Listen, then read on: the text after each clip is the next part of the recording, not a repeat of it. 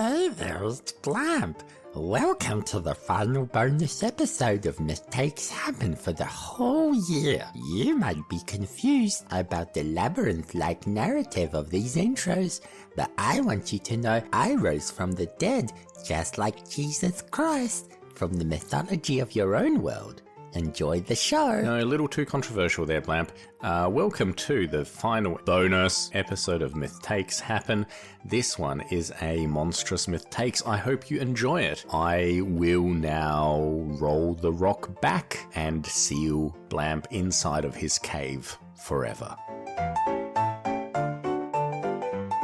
I think, you know, the problem with the working environment is that you have to collaborate with people who do not have your best interests at all in mind. And some of them are sociopaths. Like they're just, they do not care about, they do not see you as a human being. Yes, they don't. There's not that they don't value your emotions and your well-being. They don't value you as a human.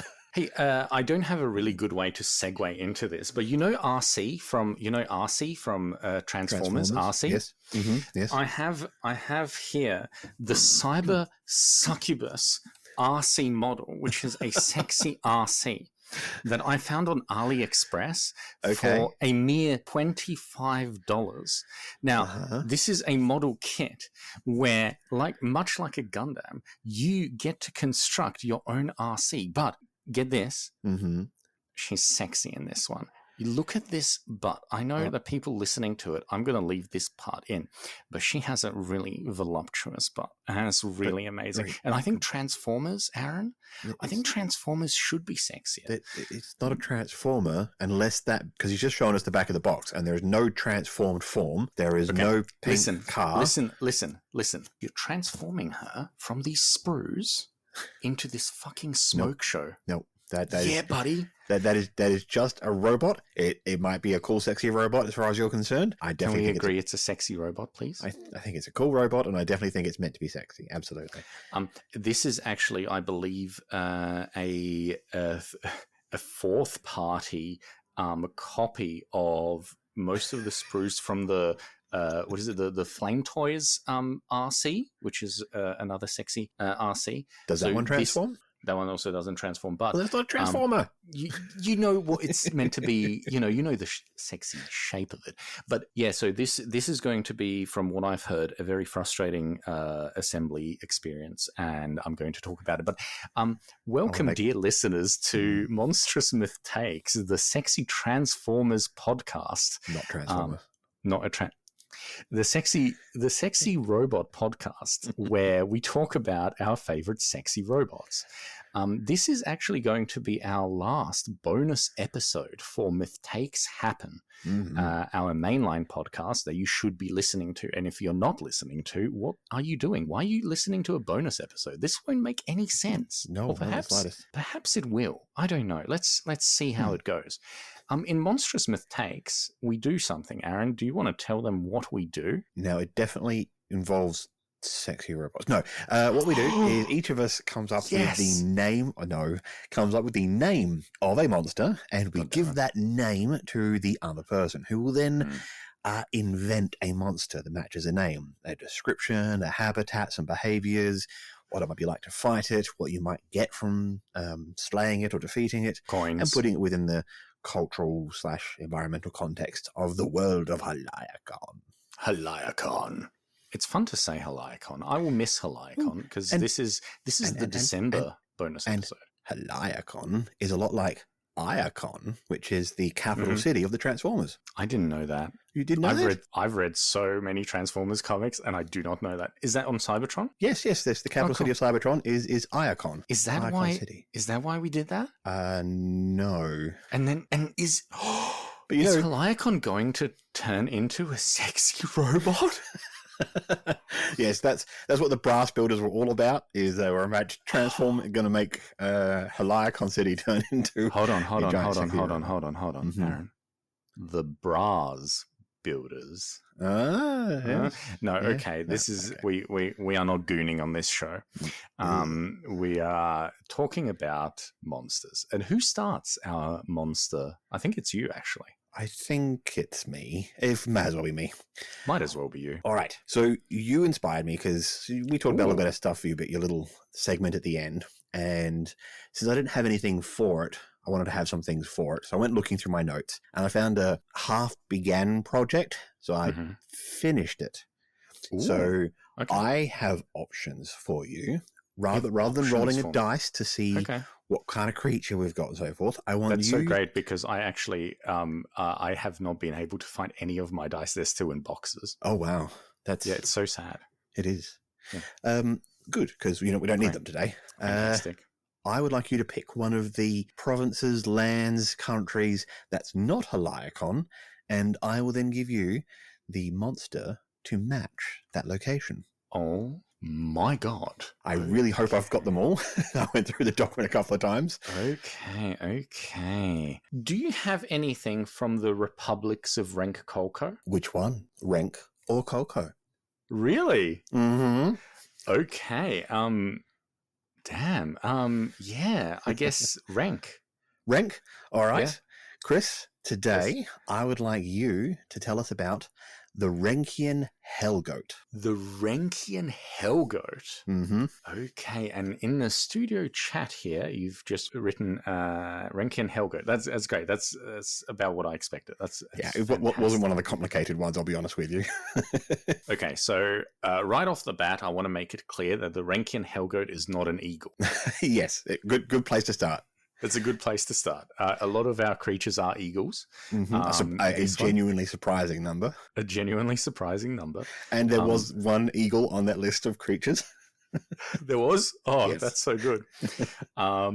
There's a couple eagles that you missed on our last few rolls. So well, you know what? Let's quickly mention that we will in fact be at the end of this episode doing a quick talk about the roads not taken and the names not used. The road's not taken. I have truly like enormous amounts of things, but I'm just going to stick to my 3 lists that I've been that I've had and I've been updating. So yeah, we'll see how that goes. The Renkian Hellgoat. Ooh. This is good. Okay. The Renkian Hellgoat. Yeah, pretty simple. It's just one of those things where, you put 2 fun words together. Well, because I like goats, right? Like, I think goats are an important animal in many cultures. And history. And history and reality. They're just great. And they're an interesting creature because they can genuinely cover the entire spectrum from really, really adorable and cute through to genuinely horrifying, which I suspect probably lands more on the terrifying end of that spectrum, but I do leave that up to you. Maybe it's a sort of an Australianism where, you give a wildly inappropriate name and it's the cutest creature out there. Okay, so the Renkian Hellgoat itself is a big problem in the republics of Renk-Kolko. In that area in general. There is only one Renkian Hellgoat, by the way. This is not a species. It is an extraordinarily large creature. I would say mountain-sized. The Renkian Hellgoat is a colossal 8-legged goat that spends most of its time dormant, sleeping. Yeah. I would say somewhere towards the northern border of the Renk-Kolko republics. It's got a particular spot. I don't know what the world beneath this goat would be like because it's mostly standing. It's not lying down. It's not an animal that lies down. It sleeps like, I guess, cows or horses sleep while they're... Yeah. I don't know about goats, but this one does. The big problem with it is that, number one, throughout history, people have tried to destroy it, exploit it in some way, try to use it for anything from meat to bone to wool or what, and it is indestructible essentially to conventional weapons. There are ways of destroying it, and we'll talk about them later.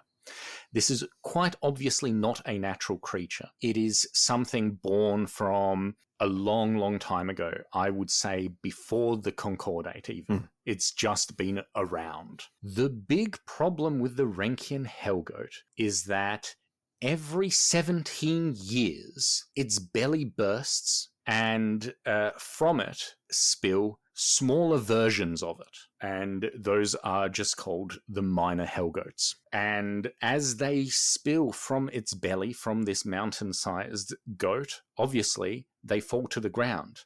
Most of them die on impact. Okay, yes. Okay, but the ones that don't essentially begin to roam the countryside, attracted by sources of wraith quartz. Oh. Yeah, and this is somewhat of a problem in the modern era where wraith quartz has become an extremely useful commodity. Certainly proliferated around, yes. That's right. Why that's the case, there are many theories. Let's leave that to later. Yeah. I would say that one of the main functions of the Renkolko joint militaries would be to patrol the goat, to make sure that, I mean, this is a regular event, but I wouldn't say it's like to the minute, to the day. Mm-hmm. This would be more like a more frequent volcanic eruption. Right. When the belly of the goat bursts, the Renkian Hellgoat, is briefly vulnerable and has in the past been damaged. You can tell it's damaged because it's got wounds on it or something like that. The big problem is, although its regular spillage, if you will, can be contained, it is difficult because these Hellgoats are numerous and they are fast and they are stronger than a normal goat. Yes. When they find the wraith stone, they eat it, Mm-hmm. and they tend to attack anything that gets in their way. These are more like normal-sized goats, basically. But sort of but vicious and vicious. And, I mean, like a goat can seriously hurt you in the really real world. If they're a magical evil goat, then I imagine that's doubly so. I'd say probably maybe there are some differences. Maybe it's got, like, I don't know, maybe it's got fangs. Maybe it's something like that. But the big problem is that if the Renkian Hellgoat itself is attacked, it will wake up. And this has happened once in recent recorded history. Right. And I would say this was several hundred years ago. Can we say like 3 centuries ago? So after the rise of the Great Consociate, but it's still working its way north, and the League doesn't exist yet. Correct. Yeah. So I would say that the people of the area want to, I mean, as people do, they want to kill this creature and use it in some way, and they managed to essentially poke it hard enough with enough force. I'd say they probably used siege weaponry. Siege weaponry, to do that. That they actually finally woke it up, and when they woke it up, it went on an absolute rampage over an extraordinary area. Cities leveled in that area, cultural centers completely decimated, and when it was done, it just went back and fell asleep again. The Renkian Hellgoat is a little bit of our Tarrasque. And I like it. It's very different, and I like the intermittent plague of Hellgoats. That's a very cool idea. I do have a notion that came to me two notions actually whilst you were talking. Let's have Have you got any more you wanted to add? Or look, I'm thinking about, like, visually, this is kind of like a disturbing, maybe a bit gross kind of thing. Like it's not like it's not normal. It's not like just a happy little goat that's hanging out. Extra large. Yeah. And like you can see it from all around. So there's always in this particular area this kind of idea of a threat, of a looming threat. But at the same time, I guess it'd be like living close to a volcano. Yeah. You just get used to it. You stop seeing it after a while. And the only people that really mention it are, you know, mothers telling their children, parents telling their children, you know, don't be naughty or the Hellgoat will wake up, that sort of thing. No, we can canonically say that in the Renk-Kolko republics, only mothers talk to their children. Fathers are all just bad. They're just not good fathers. That's okay for them. Cultural relativism. Let's not. No. So I've got two notions. Okay. One, I think it would be cool, just because one of the things we do like to think about is like what you can get from a creature. If the wool can be harvested, it's dangerous, and because of that siege of the Hellgoat that woke it up, people are very wary about doing too much. And you'd have to climb up, wouldn't you? You'd have to do like some mountain climbing, mountain goat climbing, mountain goat climbing. Love it. Yeah. And then you, whatever instruments you're able to bring up with you would dull very quickly because the wool is incredibly like strong, but it then can be woven into, so it's like a magical material is Hellgoat wool. Yeah, that's not a bad idea. Yeah, you can have. Oh, hey, what about something from inside of it as well? Because something that can be harvested when it. I don't know if it's blood or it's viscera or something gross like that. But then you'd have that worry about like, well, are you hurting it so much that you're going to cause another one of these Renkian Hellgoat crises? What could it be, and what could it be used for? Blood, I think, is perhaps a little obvious. Well, I mean, this could come down to like the blood magic type things. So what if when you do draw blood from the Hellgoat, if you do it carefully and you get a large enough amount, if it just splashes everywhere, it tends to sort of just dry and flake into a sort of minerally sort of paste. But if you get a large enough amount of it and you let it set, it turns into a type of wraith quartz. Ooh. Oh, yes, another source of, because we had the slime quartz, we had the crab quartz. Crab quartz, another, blood quartz. Blood quartz. Or goat quartz or something. Hell quartz. That's it. It's hell quartz. Hell quartz. All right. Harvested from the Renkian Hellgoat. Yeah. Okay. I love this. Speaking of wraith quartz, I had a second notion. So the lesser Hellgoats rampaging around everywhere, and they're attracted to wraith quartz, which they then consume. Big problem in the modern era. Wraith quartz, when it has their channelers channel through it, the osmotes, when the osmotes have got fractions of little pieces of themselves in each wraith quartz. If a lesser Hellgoat eats enough wraith quartz, they get a little bit of a soul, and they transform into something like a gnoll, but a goat. Just straight up take the gnoll monster stat block and just call it a evolved Hellgoat or something. Okay. Yeah. Which is now a slowly growing threat of these semi-intelligent Hellgoats that have been successful enough to eat wraith quartz and then escape. What could we call it though? Uplifted Hellgoat.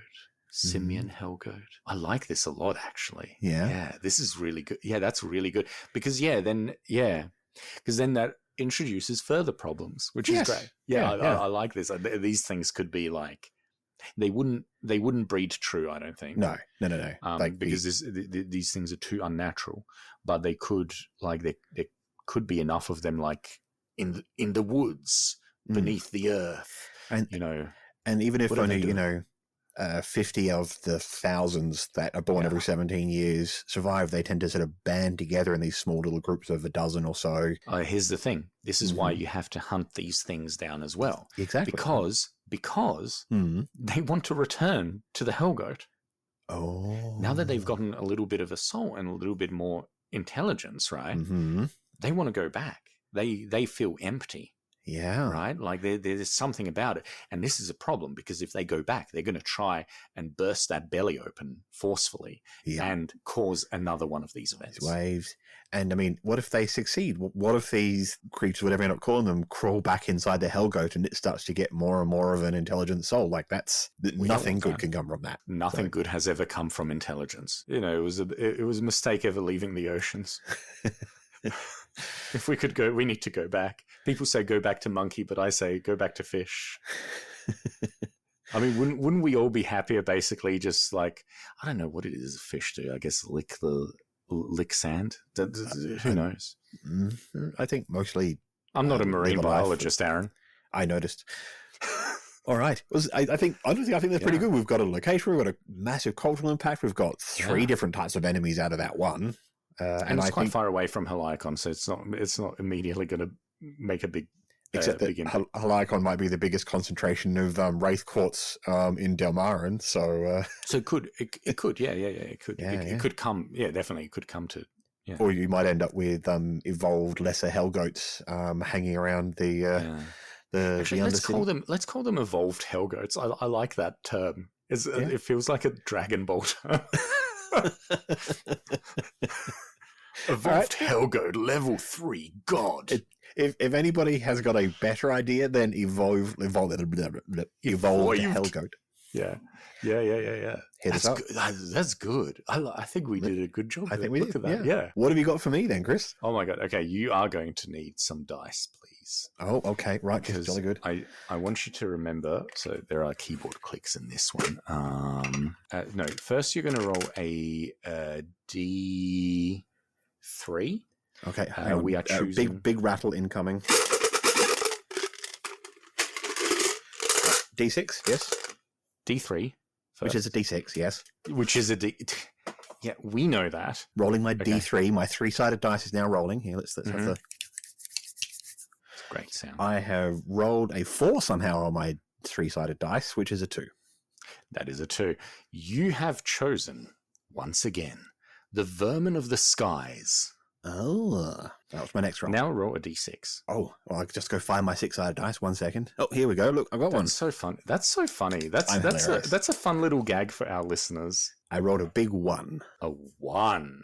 Okay. Tell me, Aaron, about the Glassblower Stork. The Glassblower Stork. So the first thing that leaps to mind is something that's associated with fire, because you've got to melt the sand down, and since it's a stork and a bird and it's got glass, I think it makes a nest out of glass. Ooh, that's cool. All right, I am thinking something stork shaped, so classic long limbs, big beak, so an arse that won't quit. like non-transformer sexy RC. All right. Did you know that the stork is one of Poland's national animals? I did not know that. It is illegal to move or mess with a stork's nest. You could go to jail. Good. I mean, it's gone to a lot of trouble. The problem is that often they make those nests like on top of like electricity poles, but in the villages they would make the nests over the chimneys, which is a problem. Right. But I feel like that was more of a problem for the stork, so I don't really know how. Yeah, I've never been inside a chimney, so I can't help but feel that in the year 2025, that if you are heating your house entirely via fireplace and chimney, maybe you've got bigger problems than a stork. Maybe. I mean, a lot of people in the world do. Still, unfortunately, losers. Am I right? wait! Hold on. Get wrecked. I'm feeling very ignorant, and I apologize. Yeah. Oh no, for sure. Yeah, poor people, like generally poor people, especially in Europe, in Eastern Europe. That's pretty common. Yeah, it's my bias, because here in Australia, like, people have fireplaces and fire pits and so forth, but it's really only sort of generally the wealthy that. Yeah, it's different. Yeah. All right. So back to our glassblower. So yes, our stork, which is probably not a protected species, I feel. Not a protected species, no. But I might come back to the chimney thing because it's funny. Is completely immune to fire, and one of the ways that it is a stork is the fact that it does wade through lava. Okay, that's interesting. I'm thinking like a lesser phoenix kind of thing. Like, it doesn't have the whole phoenix dies and reborn thing. It's just that it's a firebird. It feeds on. That's very magical. That feels like a very magical thing. It doesn't have to be, but it does feel like. Yeah. I mean, I know there's those snails that can be in lava. But we're just going to posit for the moment that there is a ecology in the sort of volcanoes and lava fields that can support a glassblower stork. And give it a reason to wade around in lava. Yeah, I'd believe that. Yeah. Its most interesting sort of aspect is the fact that it does scoop up sand and use its, let's face it, it vomits lava. I'm thinking they're big, like then they're larger than even a hornbill or something. Like it's full on like shoulder height, like 5 feet tall, 5.5 feet tall. Yeah. So, a serious threat to a person. It can only throw up lava a little bit, say like. Now, do you think it like does it throw it up, or like do you think it can like projectile or like a water gun? Yeah. No, I'm definitely thinking like projectile style. Yeah, absolutely. Great. That's a good visual. I like that.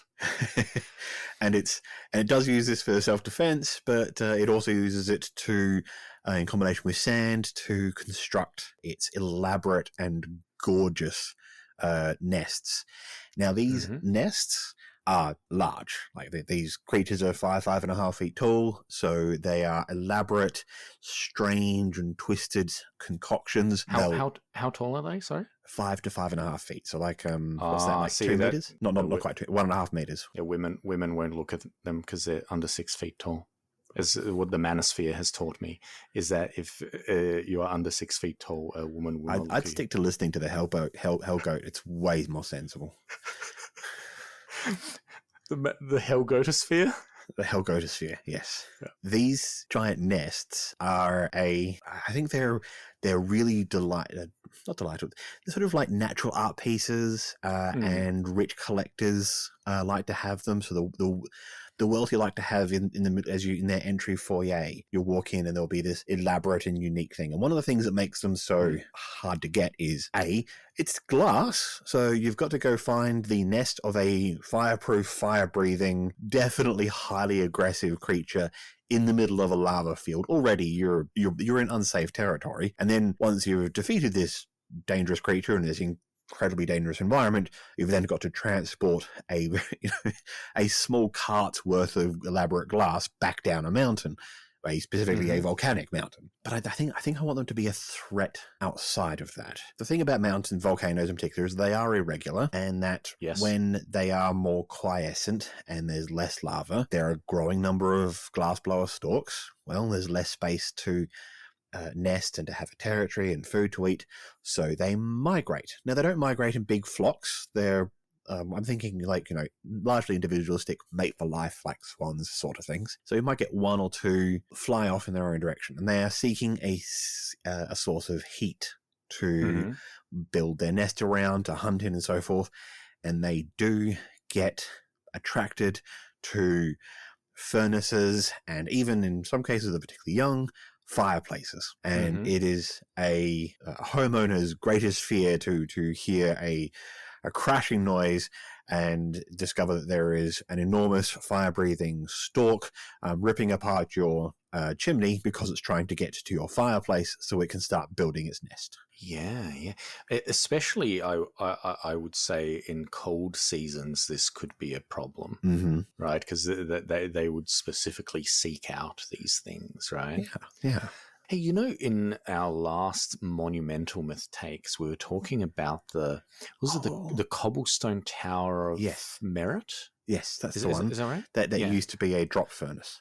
I was thinking that would be a great place. Perhaps that one of these nests would be on top of that, or within, or something like that. Is the glassblower, and because the league started in the drop furnace, and in the drop furnace there was this glassblower stork. Is the glassblower stork the symbol and national animal of the Unfettered League? Yes, it must be. Yeah, there you go. All right, maybe they are a protected species. Maybe they are. Maybe they are a protected species. Yeah, still a nuisance, but yeah. Yeah. And what are you thinking about, like, their colors? Because storks tend to be white, but I can't imagine this being white if it's wading through lava. The alternative is that they are bright red, like seriously, in the same way that flamingos are pink. Can I also add something I'd like for this one is I have a vision of it like it looks like a stork, right? So if you listeners out there don't know what a stork looks like, please just look it up, then come back and then start the episode again so that we can get the clicks. But what I would like it to do is have like a weird neck, right? A weird neck that's like overly long, that it doesn't appear at first glance as if it would be overly long. It kind of like hides it in its plumage, right? And then if it does become aggressive, then that neck can like stretch out like really, really long. Yeah. And then like, because what I'm imagining is like almost like a cobra like strike with that the lava projectile coming out of lava it. Yeah, vomit. the projectile lava, Yes. something like that. What do you think about that? No, I'm 100% on board. Like it Yeah? goes full on like fire hose. Yeah. Like when it does it, you can see sort of like the peristaltic pulsation up its neck. Yeah. I think that's cool and gross. And since this is one of our more biological sort of ecology ones, I like that. I think that sounds neat. And yeah, if it's bright red and it's got like jet black, actually, you know what? It might also have obsidian, almost literally obsidian, or maybe obsidian plated beak and talons and pounces and so forth. Yeah. So you got I like that. Jetback things that are actually like super hard and I'm going to try and draw this one, I think. Possibly. mid projectile vomit instead of all that. Projectile vomit, yeah. There's a bit of the Ghibli film, his last one, The Boy and the Heron. Have not seen it yet. The heron does some like transformation stuff, and there's definitely moments in there where you're like, yeah, okay, that's a bird, but it's also really creeping me out. Is the bird a sexy lady? It depends on the definition of sexy, I suppose. I mean, I don't want to put you off. Maybe you'll look at the weird old man that comes out of the heron and go, sexy. Yeah, but is it a lady? No, it's a weird old man. You like what you like. I like what I like. Yeah. It's very vanilla. It's just women. And not, sexy not robots. Who are women? Define a woman, Aaron. It's a robot. But it's not a transformer. But it's not a woman is not a transformer. Well, if it transforms, it is. But you know, if it doesn't, then it's a trans woman. Well, yes, there you go. Brilliant. We've worked it out. And I'm so much more excited because Transformers are really cool. I've got a bag of Transformers are very cool. I do prefer Transformers that transform because they're Transformers. Yes. Anyway, back to monsters. I think we're honestly. I think you've got something to get. You've got something valuable. You've got a nest, and I think perhaps you can do something with the beak as well. That it's a sort of you could make a weapon out of it. Yeah. Like I mean, it'd be quite sharp, right? Absolutely, but it is. I definitely want to say it is a protected species in the Unfettered League. Yes, which isn't to say that poaching and so forth doesn't go on, and of course the Great Consociate and the Independent Nations. Illegal Glassblower Stork blade or pickaxe. It's literally just the entire beak on the end of it. Yeah, that's right. Yeah. You know, part of an adventure could be smuggling that or from League territories. Yeah. So I think because of that, we sort of notionally have put mountains in the I think we call them the Scale Peak Mountains. Yeah, because that's where my orcs were from. Yes, originally. That's right. I'm going to say because the northern end of Delmarin has more of the League in it. That Scale Peak Mountains are where the Glassblower Stork's home range is. But they do extend out. They fly a long way. That's fair. All right. We did it. And in just a mere 40 minutes, my friend. Ooh, wow. Okay, well, it's still one of our longer Monstrous Mythtakes. Well, I mean, it's the last one for the season, isn't it? Yes. So it deserves longer. We're not done yet. We're not done yet. We've got a special segment. Do you remember the segment name? Mythtakes Not Made. Yes. I'm thinking of changing the name of the podcast. Intentional Fantasies. I feel like perhaps GX. Evolved Intentional Fantasies GX Super. I feel like I should be plugging that in my PC for some reason. Yeah. All right. So in this segment, this final segment, we're just going to read out, I guess, some of the monster names that we have not used this season. And we might get back to, who knows? Yeah. but maybe they not. will be canon. Maybe they are canon. Just secret. I'd say they are canon. But perhaps at this point we could just leave them as a list in our document of various things. These things also exist. I've got 2 names which I will call out as definitely not canon. I've got them on my list because I'm like, yeah, they were funny, but that was the problem. They're funny and not. Well, I like things that are funny. Yeah, but there's funny, and then there's like that's too. Well, you tell me how many do you have? Well, what's that one? I don't know how many I have. Like 8. I've got 10 ones that will be canon and a couple of goofy ones. What about you? I think I've got about 15. All right, so we're a relatively similar number. Do we just want to go back and forth? Yeah, let's go back and forth. You start because you've got more than me. Okay. So from my unused vermin of the earth, we have the sinkhole centipede of Spiraxis. Ooh. Which I feel like this definitely is canon. I think this exists somewhere. The sinkhole centipede of Spiraxis. Well, since we're on that island, I'd like to throw out my greater luminaran lantern moth. Ooh, I like that. You know, moth. I have a couple moth things actually, but my next one is the mountain whale insect. Mountain whale insect. Ooh. Yeah. I have no idea what that could be. No. I just I was really hoping that would come up, but yeah. And I've got the Cordonian canker mole. Oh, I like that. Yeah, I really like canker mole. It sounds really, really gross. It does sound gross, but it does sound like something, doesn't it? Canker mole, yeah. All right. I've got the tired tent maker termite. Oh. Okay, is it just too tired to make a full proper hive like a termite? I like. Yeah, I guess so. You know, I instantly that's where my brain goes. That's really fun. Tent maker termite. But cool, yeah. I've got the Helidian warm gut. The what? The warm gut? Warm gut. The warm gut. And no, I've got no idea what a warm gut is. It sounds a little bit like you're saying worm good in German. That's not what I intended. But yeah, the Germans, they're a fun people. They really are. You know what's great? They're not going to start the next World War. It's almost 100% they're not going to do it. Maybe they'll turn around and they get to save us all. What's your next one? Oh, this one is my favorite. Oh, yeah? It's the Great Western Child Crusher Spider. Okay. And this one is very canon. Oh, yeah. Yeah. I'm hoping it's not a regular occurrence. It's just one of those like dingo ate my baby things. Yeah. Like it happened once. It's just a name. it's just a name. Oh, it's definitely a lot more threatening than the Kolkan Dagadag. The Dagadag. The Dagadag. Kolkan Dagadag. Man. Oh, I wish I'd had something to do with that. That sounds so good. I love that. Next one is the Eyelid Weevil.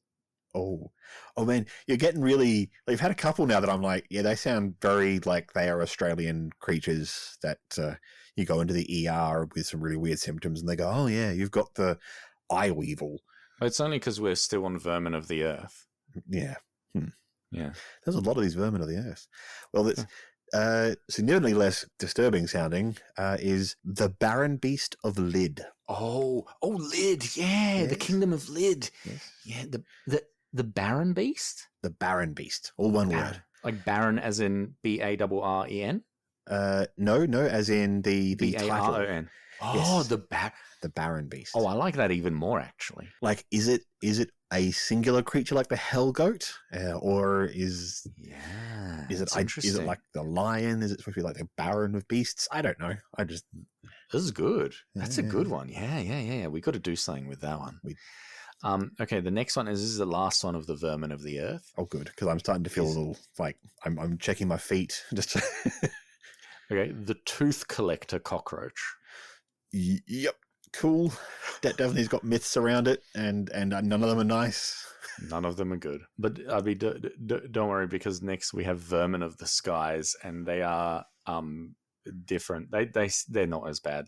But like seriously, I definitely my absolute first thought was this is why you have to brush your teeth or you'll attract the tooth collecting cockroaches who'll take it out of your skull. I mean, our world doesn't have the tooth fairy myth. It's got the tooth collecting cockroach. Or maybe it does. Tooth fairies protect you from tooth stealing cockroaches. Yeah. I mean, Fae exist, obviously, in some We've got the Roblins, so... We've got the Roblins, yeah. So, yeah. Dang. Yeah, all right, what's your next one? The next one, I've got the Sondosian brachiating eaglets. Ooh, eaglets. Yes. So they are definitely part of the same family, but they're very small in my head. I don't know, because maybe you take them in a completely different direction. But no, look, I like that. And they're like brachiating. Brachiating. Yeah, which, for those of you who don't have a dictionary handy, means they swing through trees. For those of you who don't have a good vocabulary, why don't you go back to school? He's got that in the vocabulary. I barely have it in my vocabulary. Okay, well, my next one is the common cloud rat. That's so a pigeon then. No, the common cloud rat. Okay, yes, that sounds like a regular creature in Heliacon. Yeah. How about you? My next one is the craven-marked curs of the Sigiliac provinces. Oh my god! Say that again, please. I want to hear it again. The craven-marked curs of the Sigiliac provinces. Oh my god, that could be so many cool things. Okay. Yeah, I like that a lot. What more sky vermin do we have? Well, I'm gonna combine the next two because they're related. The arrogant wind snake and the lesser wind snake. Oh, yeah, wind snake. Okay, that's. Well, remember the stained glass rattler? Yes, that exists. Oh, yes. So we've got a whole host of flying reptile snake things. Yeah, I was trying to think in like groups of animals. Yeah, I like that. It makes sense. And on top of that, just from a purely GM perspective, it means you can give them differing CRs, so you can have interesting groups and things. Yeah, I've got the Chasm City Crevice Eagles. Oh hell yeah, Chasm! Yes, the Chasm City states at the bottom of the world that we have mentioned like 3 times. Yeah. And nothing else. Which is better than the Sigiliac provinces, which I think got 2 mentions. Yeah, true. But I feel like we know more about the Sigiliac provinces than we do about the other things. So. Yeah, barely. We haven't touched on these places. Yeah. This actually brings me to an interesting point. I've got a world map, right? And that's going to be very difficult because I've drawn a bunch of nonsense continents and that we haven't talked about and some things that we have talked about. And I showed you this map. Yes. But I want you to help me because I think I have a vague idea of where we put all these things. But I want you to go through this map and maybe annotate it as well. And then we can combine it and see, it doesn't have to be one-to-one. My first thought is that we label it as something that suggests that the person who made it is working from sources of information rather than direct knowledge, so that definitely. If later on we decide to change it, it's because, he did the Herodotus thing and just sort of listened to people talk about it and made shit up. Yeah, that's good. Yeah. All right, my next one is the horse moth. Oh, that's a cool name. Sort of like a creepy Pegasus thing. I don't know. I love it. Could just be a moth with a horse's face on it. Could be anything. Because the moths are so crazy, right? And a hawk moth isn't literally a hawk and a moth, although it would be honestly cooler if it was. That would be, nature. If you could be a little bit cooler, please, please. Yeah. Well, I've now got a couple of semi-gross ones. I've got the Shatterfolk carpet moss. The Shatterfolk carpet moss. Okay, yeah. I like that. I thought something creeping and creepy. Yeah. I'm imagining exactly something of that, like tendrils of something. Yeah, that's interesting. Yeah, I like that. Are we still in sky vermin, or have we? No, I'm in vermin of the woods now. Now we're going to the vermin of the woods. The apathetic eagle bear. Oh, like an owl bear, but more eagle. Yes, more eagle. That makes sense for our setting, doesn't it? Apathetic is one of those interesting things to apply to a beast. Why is a beast apathetic? Anyway, I've got 5 more after this. All right. Well, I've got one more location-based one, and I've got 2 goofy ones. Ooh, cool. So my last location one is from the Bloodwoods, or the Crevwoods. Yes. And it is the Crevian Bloodcatcher Beetle. Oh, yeah. Which, as you're reading out some of those vermin, I was like, man, the Bloodcatcher Beetle fits right in with that bunch. We've got a whole ecology. Remember, in one of our Monstrous Mythtakes, we did the Bloody Bureaucrat Beetle. Yes, we did. These could be related species. Yes, they're good. Oh, I love that. Yeah. We've got a bit of an ecology thing going on that apparently bugs are particularly gross in Delmarin. Yeah. I like to think sometimes when I think of a monster name is what would this monster be named in a Dark Souls game, basically. And it's something like that, I think. I'd like to find interesting words and then I try to fit them in. And sometimes I just get a nonsense word comes to me, like the worm gut. And I was like, the worm gut, yeah. That's just something goes with that and work with it. Yeah. Essentially, that is more cerebral than my approach, but I think both work. It does, yeah. And different people come and we get different cool things. Vermin of the woods, yes. The Elder Oak Man. Cool. Do you want me to just go through them? Yeah. The Elder Oak Man, the Saber-toothed Cloaked Eagle. Oh, I'm sorry, but I love saber-tooth things. It's, Yeah. I mean, they've got teeth and they're sabers. I mean, God. The next one is the Languishing Wood Dancer. And there's another really great, why is it languishing? Yes. The second to last one is the Common Leaf Dog. Okay. A leaf dog. Again, that sounds like something that you could have in a variety of different varieties. Yeah, a variety of different varieties, yeah. Are we biologists? Are they varietals? Yes. Cool. Of course. And the last one is the Milkmaid Witchbird. Oh, now that immediately sounds like something out of a myth or one of those weird nursery times that really shouldn't be told to kids. Yeah, definitely. Yeah, I don't think you should read to kids at all. Gives them ideas. I think kids should be kept inside a concrete room until they're 18 with no stimulus of any kind. Speaking of stimulus, could you say that last one again for me? The Milkmaid Witchbird. Yeah.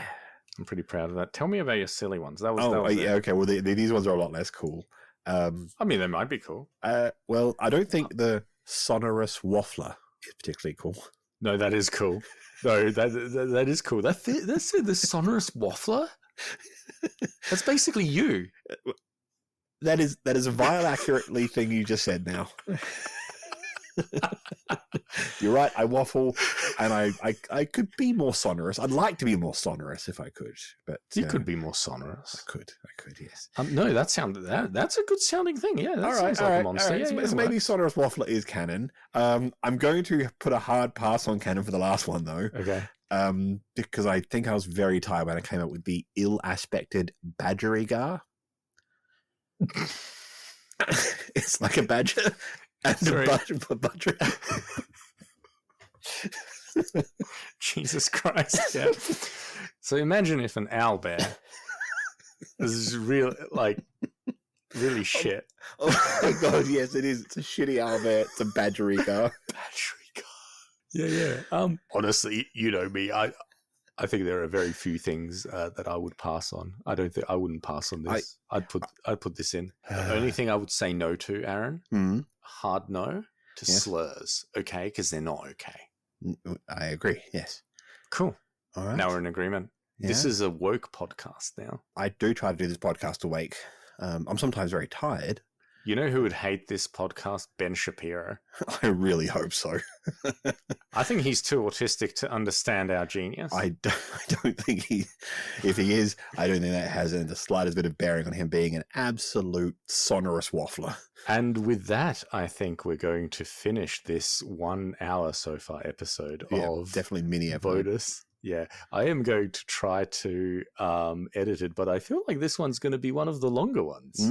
So let's say thank you to our audience. This is the last bonus episode for the year. It is December now, and who knows, it's actually in reality, it's August. But when you're listening to this, it will be December. Who knows what wondrous things could have happened between August and December of 2025. Hopefully just good things. Yeah. No disasters of any kind. Everything has gone well, and we are all happy and free. And most importantly, there is still one more major episode to come. There is one more episode, one mainline episode, and it is the one where we design an adventure. Yeah, and it's pretty good. I think it's pretty good. I think we did a pretty good job with that. So thank you, everyone. Please look in the links if you want to see us on social media. We do occasionally live there. If you want to review our podcast, that would be fantastic. And if you need a GM or DM or any kind of M in Adelaide, Aaron is your man. It is a real job that he does. It's true. metalfeelingstudio.com. That's right. And please do not contact me in any way. I would resent it. It's Goodbye. True.